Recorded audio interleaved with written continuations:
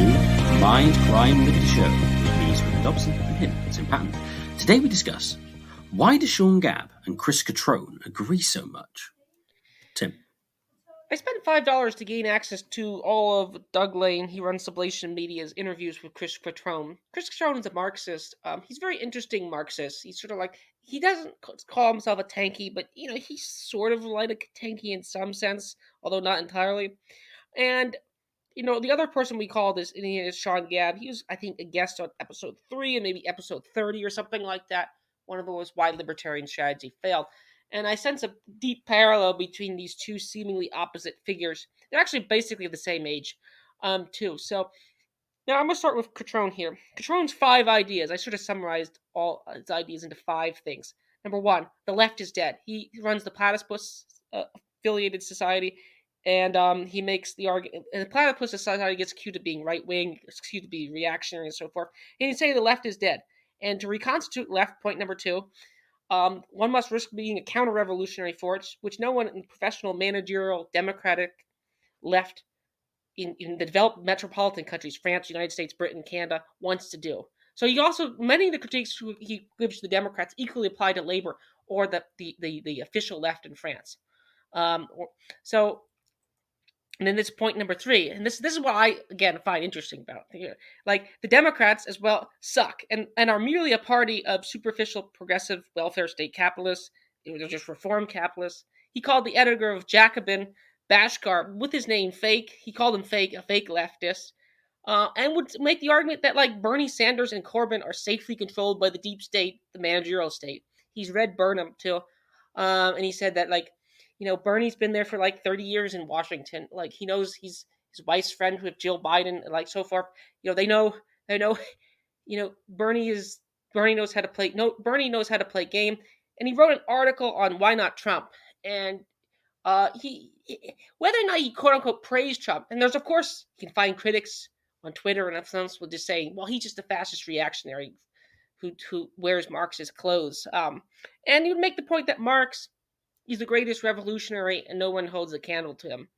And finally, thinks art is important, and winning requires more than rational arguments. So, when I first came on Doug Lane, I thought, okay, let's give this guy a listen. It's like, wow, this guy's sure neat. What, like, this is. I would say it's somewhat vaguely reactionary in some sense. Maybe his critics are correct, and even many of the peripheral points I agree with.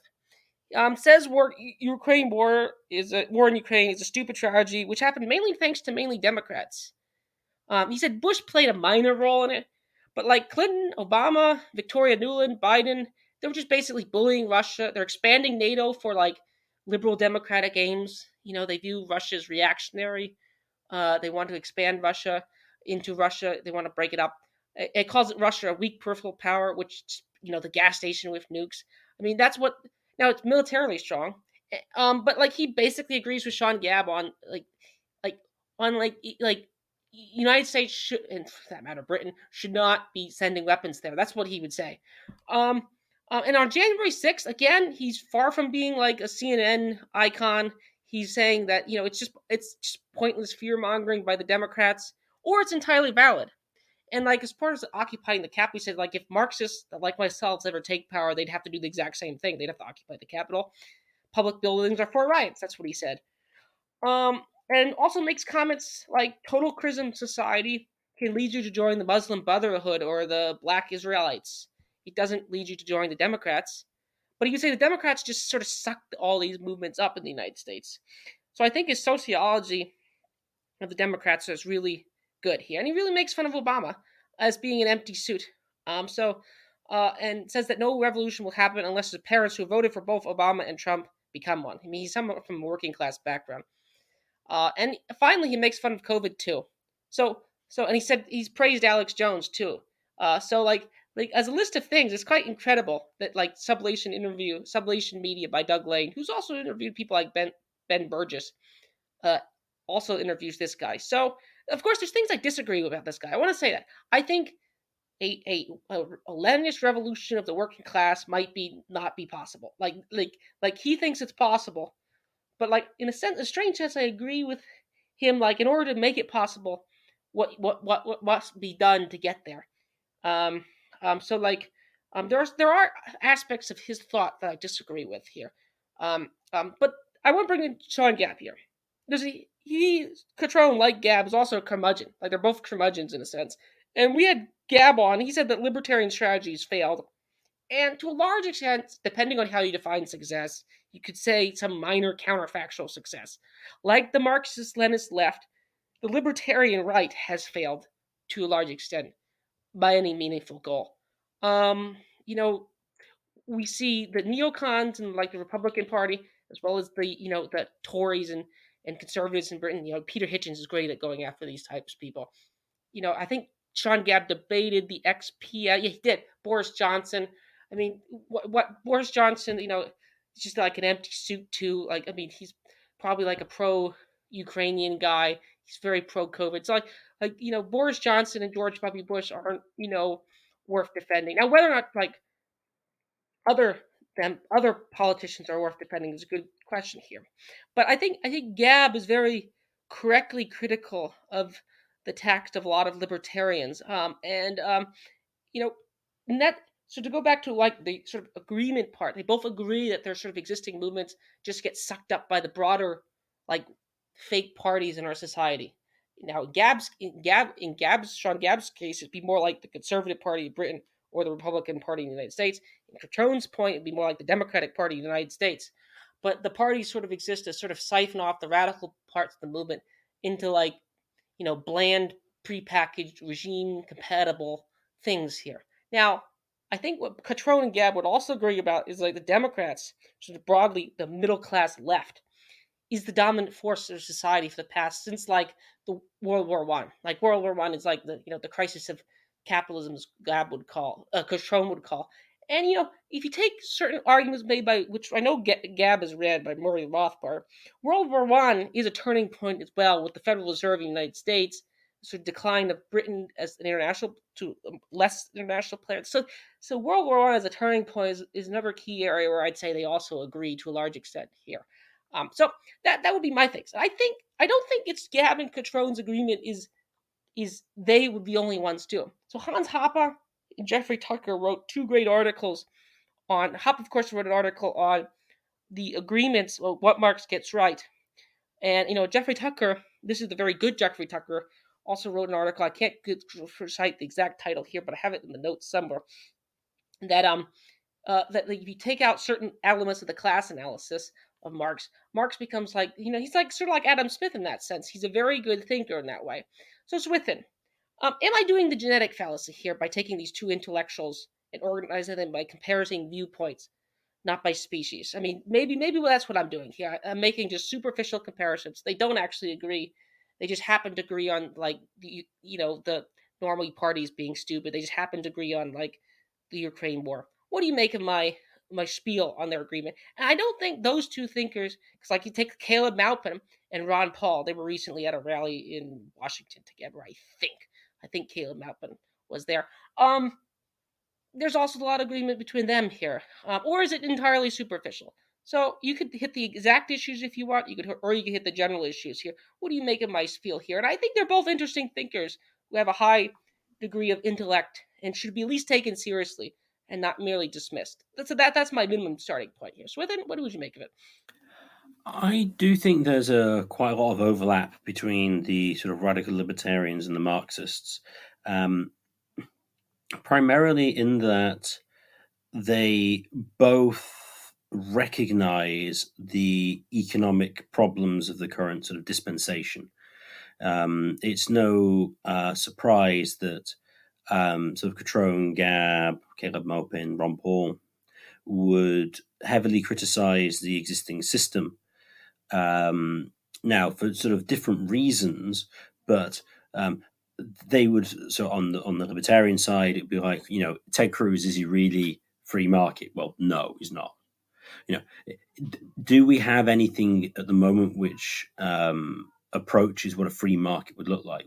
Well, clearly not. On the left, I mean, it's clear that you have the view that, again, the Democrats are just the Democrats and the left in general are effectively just mouthpieces, soft peddling international finance. So I think that when you have groups that have relatively more radical economic doctrines, they can tend to agree on the diagnosis, but whilst we'll have diametrically opposed positions on the solution. I mean, I give you another example of agreement. I remember reading a very interesting article by the Communist Party of Great Britain with respect to Brexit. Because the sorry, not the Revolutionary Communist Party, they're different. The Communist Party of Great Britain supported Brexit. The reason being is that, well, they saw that the EU was a vehicle of international finance. And interestingly, they said that the Labour Party had become captured by international finance back in the 20s, uh, or maybe the 30s. I suspect this was at the time when Ramsay MacDonald was the first Labour Party Prime Minister, who then calls like a unity national government in response to the the Wall Street crash, essentially in 1929. I can't remember exactly the year Ramsay MacDonald becomes prime minister in England. Um, so yeah, there's a great amount of affinity um, between them. Methodologically, with the Marxists and libertarians, there can be some very similar approaches. I mean, it's no surprise, for instance, that Hopper, well, he's a former Marxist for one thing, and is also cites Nell and Hollis's Rational Economic Man. I believe Nell and Hollis are both Marxists, and he cites this as a very good critique of neoclassical economic methodology. This very sort of a priorist approach to um, reality is similar to sort of the Marxist position. You know, you've got the, if I get my Marxism correctly, you've got the economic base and the superstructure and all that kind of thing. In sort of certain ways of looking at libertarianism, you have the state as as you could say, is like he's the oppressor class, if you want to put it in Marxist terms, rather than the capitalist. So they have sort of a similar narrative. It's just that they have different villains. Now, this is interesting where Gabb is slightly different, because Gabb is really probably best described as a radical classical liberal, as opposed to a libertarian per se. I think it might be fair. His methodology is different. His major influence is Epicurus, and in a sense is more empirical in his approach, and is very and isn't a particularly sort of a priorist in his methodology, which is to say, so Marx and the libertarians in general are. So I think there's a difference. I would also say as well, in some respects, on social matters, that the economic left and the libertarian right can be more critical in certain circuits, although not all, of certain aspects of feminism, more so than the mainstream left and the sort of more mainstream right. Um, as to exactly why that's the case, I'm not entirely sure, although it may just largely be because their focus is more on economics rather than on social relations, or at least they think that the social relations is going to be a an outgrowth of the economic system, as opposed to, and that's where the real sort of change there will come, rather than focusing on social matters per se, which is kind of what the left has done since, say, the 1970s. So yeah, overall, then I do think there is a decent amount of crossover. You brought up the point about family and the crossover between the positions here. And Cutrone would point out that, like, if you go back to like the 1850s, 1860s, the Marxists there were all like, they all wore suits. For the most part, they weren't hippies. They Now, to the extent that they weren't hippies, said that they were hippies at the time is a good question. Was Marx? There was, of course, the Prussian police file on Marx too. But in general, Marx, Lenin, and Engels, they did not try. They were not purposely subversive of certain standards of society, which many of the so-called cultural leftists today, as Paul Gottfried would argue, are. So there's a sense where old school Marxists get viewed as being sort of like bourgeois conservatives in a certain sense in that manner here. So I don't think the family thing is happenstance. And there's always like if you take the Machiavellian series, there's always like a formal argument and there's always the actual argument here. So and Machiavellian as in the way James Burnham uses it. So like we did an episode on like what if why do feminists want to work for capitalism? Is Marxism true? And in a certain sense, I was taking the inspiration for that episode, although I didn't heard of him yet, from Cutrone too, because like even like the growth of capitalism. Now you could call it. It depends, of course. As we've done a whole episode on this with Nick Land and McIntyre and Mark Fisher, but like the growth of like industrial state capitalism isn't a threat to certain family relations here. So there's an area where the sort of paleo libertarians, not paleo capitalists, I think there's a difference here. The more paleo libertarians would say that it is a threat to sort of family relations here. So I don't think that thing is a disagree. Now the Marxists want to sort of abolish the family in some ways, like so the modern day ones do. I think would clearly do it here, although maybe not. And even unionization, like unionization in practice is about getting like historically was about mainly unions were sausage fests, as in full of men. And in developed countries, they were full of course white men. So this is another area where, like, Cutrone would point out that the labor unions were destroyed and, like, they were hollowed out more so. But, like, many of the quote unquote Democrats today wouldn't really like a lot of the politics of, like, Jimmy Hoffa. And Thaddeus Russell also points that, like, they just fought for breadwinning wages for, like, white men in industrial class jobs in Britain, England, and so forth. So, and even the Soviet Union, as Sean Gabb would point out in one of his roundtables with Keith Press and Todd Leos, like, you have these late Soviet leaders like Brezhnev and others. Are these icons of feminism? And like, of course, today East Germany is like in some ways more like quote unquote trad than West Germany. So like the as far as the family politics is concerned, that's one of the interesting subtexts here. Like the actual existing Marxism ends up being, actual existing working Marxism practice ends up being family oriented or minorly traditional gender roles. So that's another area where I think they agree. Now, again, they don't agree necessarily on goals, like what's the goal or end of society, or maybe they do. Maybe the classical liberals actually have more agreement there. But then that goes back to our earlier episode on what is the good life. So, what do you make of that point of terms of agreement here? If we just take what they say for standards, just take what they say at face value. They did say what modern people would call homophobic comments. Many of the leading Marxists, for example. Um, it's just a funny side effect. It's just a funny thing to bring up here. Like that's strange, But what do you make of that, Swithin? Like the family comments. Is there a deeper affinity underneath the surface here? Or is that again just a surface level issue? Swithin? It's interesting with Marxism. The Marxists railed against, well, originally saw, well, it seemed to, I'm pretty sure it's in the Communist Manifesto, which I believe was basically written by Engels rather than Marx, um, argues that sort of like the father sort of oppresses his wife and children, and they very much sort of like opposed the family as like this oppressive institution.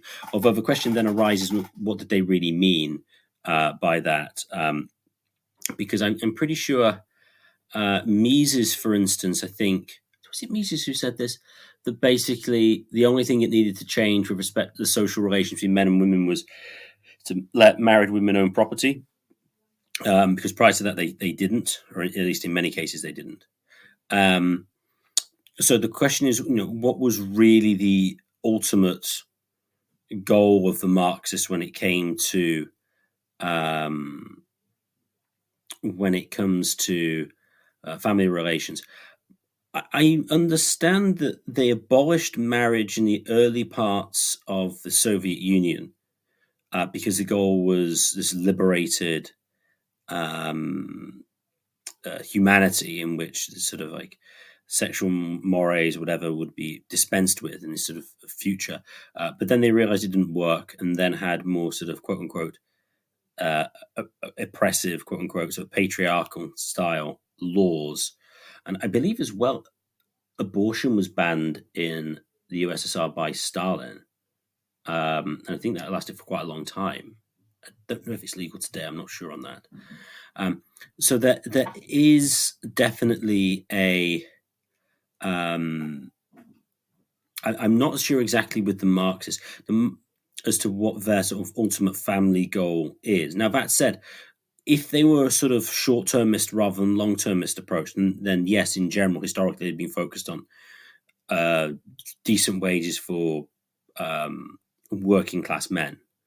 Um, that would certainly be true of, say, the strong sort of socialist Methodist types, who would certainly be sort of pro family.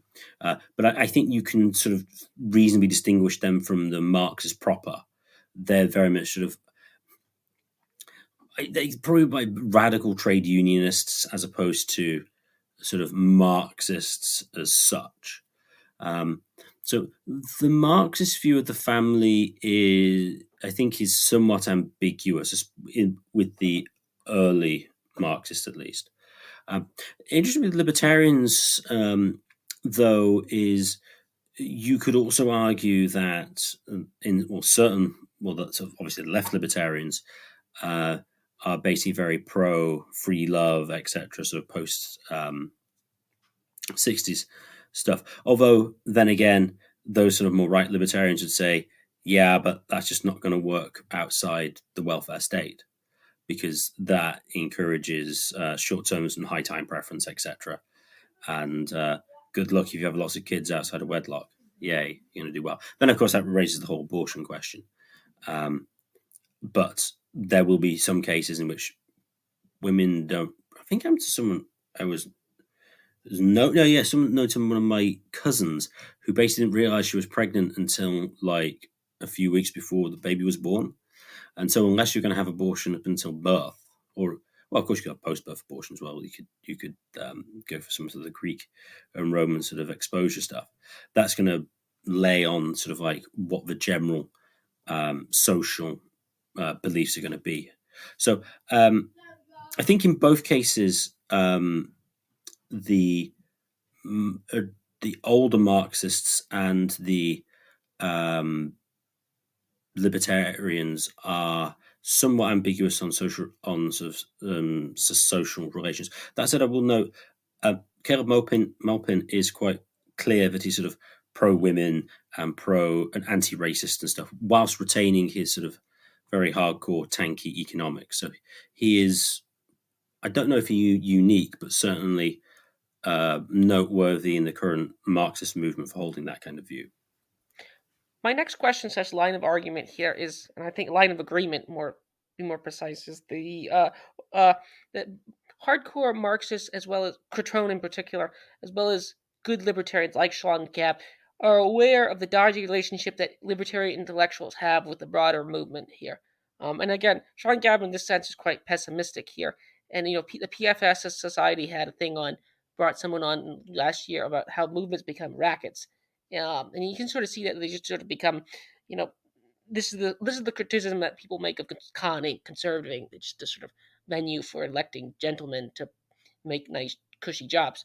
And think the think tank economy and so forth here. So Cutrone as well. So Cutrone on the left is very well aware of the how intellectuals and so forth, they just become, they just become like products of like think. They're just think tank entrepreneurs in a sense here that produce content here, and that's just not a new phenomena here either, because you get this in the 60s and the 50s and 40s as well. You get just pamphleteers. Now you do get more actual existing revolutions too, but the revolutions don't occur in the societies where they're from. They occur in poor societies, like Russia's a peasant society that they go to in a sense. China, it's a peasant society. It doesn't really. The revolutionary movements don't happen in France. They don't happen in Belgium. They don't even. They almost happen in Germany, but they more or less fail. The fascists take over in Germany. It's not the revolutionary left that takes over here. So one of the things is that intellectuals in their own society have they just basically become professional writers. upper middle class writers and types, and they're not revolutionaries in that sense. They're very critical, but what do they actually receive? And this is what he wrote in his Compact magazine article. Jacobin agonizes over its role as would be professional managers of the working class. Really, they aren't that, but just self deluded ideologues opining their craft of spin for the latest capitalist messaging. More or less unemployed millennial and Zoomers workers watch YouTube videos as neuroaesthetics between anxious applications for their next gigs, seeking to explain the reasons for their endless misery. Hopefully, they will quickly forget them for the niche clickbait ephemeral that they are, in favor of more mainstream and hence more socially rational pursuits. So Cutrone would say that the life of a Marxist revolutionary is a tough one. It's not a comfortable existence here. He said that they're sort of dead men on leave here. That's what he said. So I do think there is a sort of um, there is a sort of monetization of radical content, and it happens in the libertarian movement too. And I think like Reason magazine at times becomes the regime, as Lou Rocco I think would call it, the regime libertarians too. But one area where Cutrone and Gabb again agree is that like the sort of left liberals rule the world. That's that's a area of agreement here. Like who exactly is the ruling class? Well, it's like the FDR types, it's like the Kennedy types, it's like the Obama types. Those are the true rulers of the world. It's not fascists. It's not white supremacists. It's not it's not any of the sort of paranoid fantasies that people that normie Democrats have. It's not those people. It's elite corporations. It's those types. So I do think that they end up having similar enemies too. So those are my two things. So like intellectuals become sort of like you know charlatans in a sense, or grifters. That's a comment he'd make. I think that's an area of agreement between Gabb and Cutrone, as well as who's the ruling class. Another area of agreement here. So then what do you make of those 2 points? Do you think that's agreement? Again, I'm going to repeat the question. Do you think that's just a superficial agreement, or do you think there's some deeper level affinity there that needs to be addressed? Swithin? I think, as I've said before, I think they do. I think they're clear eyed on who the ruling class are, primarily because they have very different economic doctrines than currently exist. And so, because in a sense they have very little to defend in the current system, they can go, well, it's just like this. I mean, I suppose the party that so the thing is, no one really wants to look like they're ruling in democratic states. I mean, if you have a monarchical government, you can go, well, yeah, I'm the king, yeah. Whereas in a sort of theoretically democratic state, nobody wants to look like they're the ruling class. So the group you would expect to least um, to least explain or be truthful about who the ruling class are would basically be people like the mainstream uh, Republicans and the centrist types, because well, basically they're just defending the current economic dispensation, but they don't want to make it look like they're running it because well, that would be ruling people, and that's kind of against the theoretical spirit of egalitarianism of democracy. Um, so, unlike the Clinton types and the Obama types, I mean, clearly they're not going to be clear as to who the ruling class are because well, it's them, and everyone always wants to look like they're not the ruling class. Uh, so I don't know whether the ruling class, who the ruling class are, runs any deeper than that necessarily, with the affinity of the libertarians and the Marxists. Except, of course, you could say, and I suppose this is where Kevin Carson is an interesting sort of segue between Cutrone and Gabb, in that, in a sense, you could say he's like a libertarian Marxist. Um, well, in particular, because he holds occupation and use as the justification for legitimate land ownership as opposed to homesteading, which means that society is significantly more egalitarian than it otherwise would be. But I think where the real affinity is, especially for those in the radical libertarian persuasion, would be to say that a lot of the things that the Marxists complain about are a result not of capitalism per se or the ownership of capital or having a capitalist class, but rather these are privileges from the state. And this is why we end up with this situation. So, really, the problems that the Marxists point out, they're not really getting to the root cause of it, whereas the libertarians are. And I think that's where Gabb has his affinities with uh, sort of the Marxists. And as I say, Kevin Carson is probably a good example of that kind of thinking. He's kind of a fusion between sort of the libertarians and the Marxists. Um, So, would you did say a way to synthesize the two agreement would be that the real issue is like state privileges toward banks and state and other state privileges given toward certain capitalists at the expense of other potential capitalists? Would you, if you were trying to synthesize the two views, what would you make of that synthesis within? Yes, I mean, certainly what you could say is in the absence of state privilege, etc., we'd have a radically more egalitarian society. And that would be basically the position of Kevin Carson. Although Carson is interesting here as well because he's now gone off over the edge on cultural issues, whereas Cutrone and Gabb haven't. So whilst I said he's the halfway house, so the meeting point, he's kind of gone off the rails on sort of crazy culture stuff.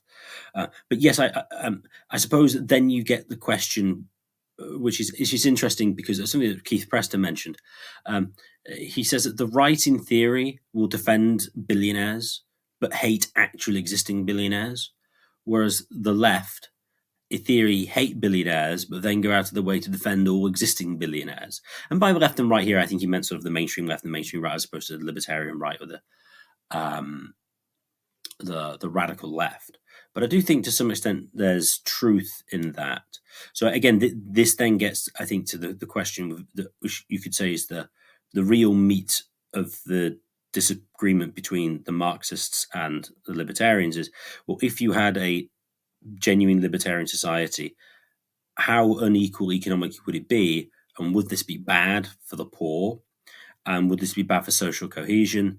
And then at this point, Todd Lewis appears and then says, "No, even with interest and with absentee property ownership, you're going to get too much wealth inequality, which is going to cause problems to social order."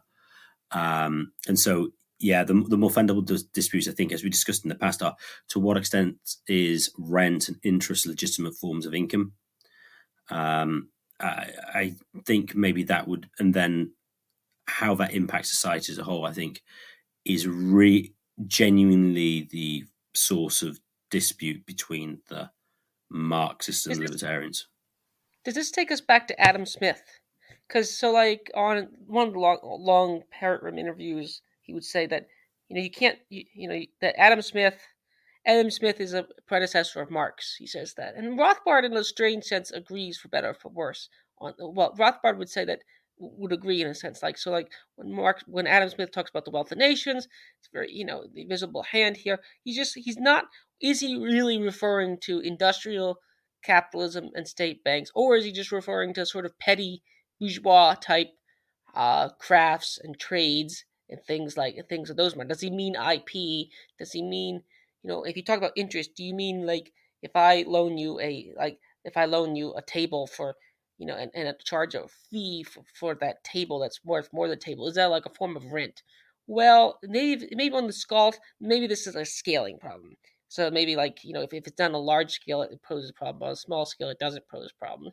But then what really are scaling problems there? So does this take us back to Adam Smith here?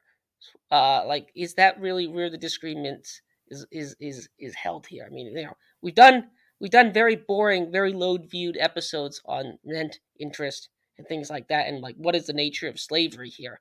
Here, like is employment a kind of slavery? Like again, a certain area of disagreement here is like the Gabb and Cutrone, like as a person who's worked for a mainstream corporation for almost 2 years, like I'm well aware how alienating the jobs are. And Chris Cutrone is also very critical of like the Walmarts and Tesco's and Teslas and so forth. And various other mega corporations here. That's one of the things interesting about Gabb. He's very critical of them.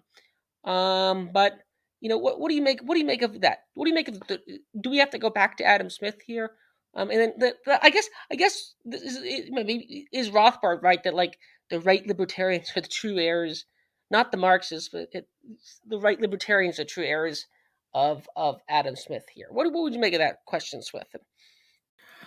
Does it go back to Smith? Probably. Well, insofar as he sort of develops the labor theory of value, which is important for the Marxists, Marx sees himself really as an heir of Ricardo, who very much puts the labor theory of value at front and center of his work. And Marx considered himself an heir to Ricardo. So it's interesting. I don't know if Rothbard said that the right libertarians are the heirs to Smith, because Rothbard is very critical of Smith because of the labor theory of value, and actually holds that the earlier French economists are superior. And in particular, he points out to the Salamancan Spanish scholastics of get this right, the 16th century. And then sort of later you got A.R.J. Turgot and stuff in France in the 17th century. And to some extent, I think he, to some extent, defends the physiocrats. Although the physiocrats hold the view that the only really productive sector of society is agriculture, so that's somewhat different. So does it all go back to Smith? Not necessarily, Well, but does it all go back to Ricardo? We'll say maybe that does it all go back to Ricardo? what with the insofar as you mean what the dispute between the Marxists and the libertarians, it goes back there. Yes. To a large extent, yeah. I mean, the whole exploitation theory with the Marxists is entirely, in the traditional sense, is based on socially necessary labor time, which is based on the labor theory of value. And actually, Kevin Carson actually attempts to very badly have what he calls a subjective version of the labor theory of value, which he attempts in mutualist political economy, which doesn't work at all. But that's so that's a big dispute. And again, with that, it's kind of the idea that the only real source of value is labor, and therefore wages, and not rent and interest. So again, you're getting back to it now. Obviously, what depends on what constitutes rent and what constitutes interest is another question on a practical basis. But again, that gets to land use as well. So with Carson, can you have absentee landlords? Are they legitimate, or is whoever is using is possession ownership? Or at least to legitimately own something, you must possess it, although possession doesn't imply ownership. That's really what you get to. And yes, you are right. That gets us to our somewhat low viewed episodes. So speaking of low views, I would say that my final line of agreement here is in pessimism, and I think both of them are fairly pessimistic thinkers, and that's why Cutrone gets called all sorts of names on Twitter by suppose at least that's what he says by his students as well supposedly. Whether I mean again, if you take a sort of first-hand view that most people aren't lying, you say well that's probably true, and again they're both Cutrone thinks like the revolution is far off. Well, he just doesn't think it's gonna. If it's gonna happen, it's not gonna happen with Democrats. And if we have Gabb on again, they both think their movements. He thinks the libertarian strategies fail. If you look at people like Joe Jordanson, it's not hard to think why this would happen. If you look at COVID lockdowns, you look at a lot of things. There's a lot of reasons for dissident type people to be pessimistic here. And we did another episode here on this. So so my question for you, Swithin, is: are they both correct to be pessimistic here?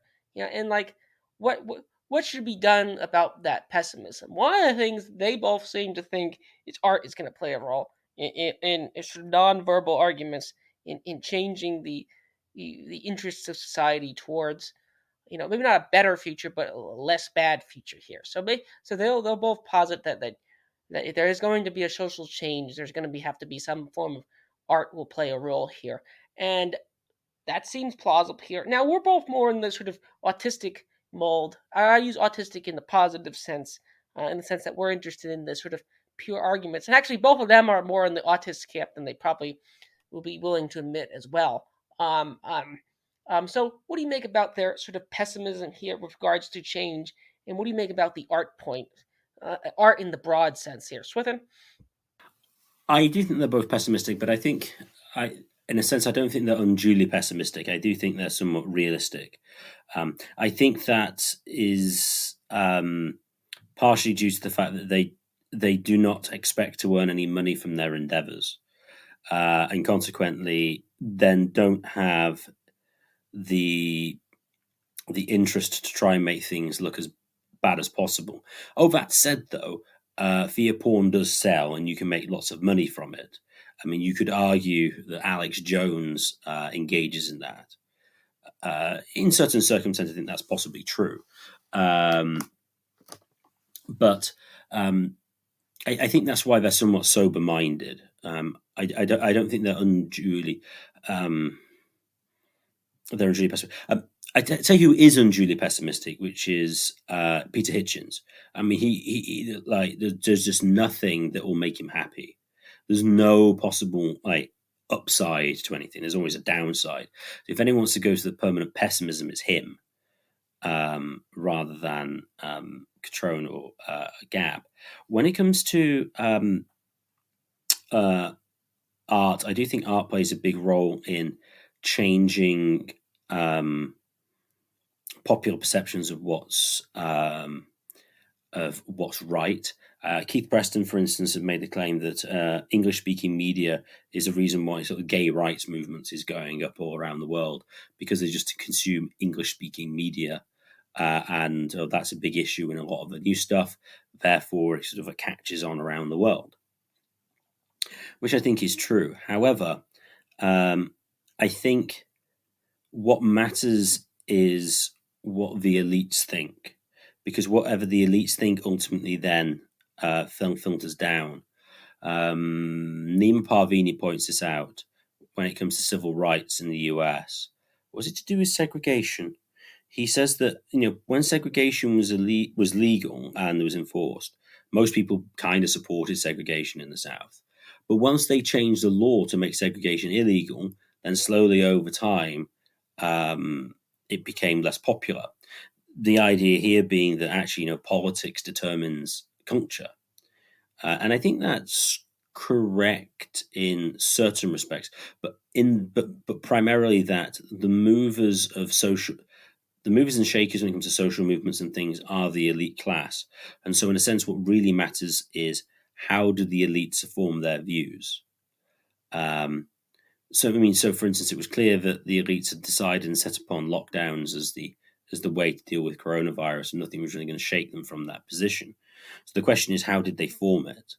Uh, I suppose you might think that the elites in general are more rational than the most of the population, so they may be more swayed by argument. But I don't think that's always true. I'd need to do some sort of empirical investigation on that. I mean, just with the influence of on culture and stuff. I mean, Francis Schaeffer, the Christian apologist, would always argue that philosophers are ultimately the most influential, because they would influence the artists, who would then influence everybody else. And he also had like a hierarchy of which art forms were most important. Well, or most influential is probably the more precise way of describing that. So yes, I do think art and artworks are very much important for changing mass beliefs. Now, is this true of the elite class? I think maybe to some extent it is. Yes. Um, how different it is, I don't know. You'd have to have a look, but I certainly would not underestimate the power of art to change people's belief systems. The your point about elites, I entirely agree with it. This is the question is like who exactly is the elites here, which I think feeds back into the agreement that they end up having here upon who exactly is the ruling class here. It's a kind of left liberal ruling class. So my I basically finished with my main argument here on their on terms of agreements here that they both are very pessimistic, which again, lots of pessimistic thinkers. They both have very seemingly diametrically opposed opinion, but a lot of their peripheral positions end up being very similar. Ukraine, COVID. Again, two. Well, Gabb was a little different, but Cutrone was making fun of like some of the people that Doug Lane was having on. We're talking about lockdowns and stuff like that.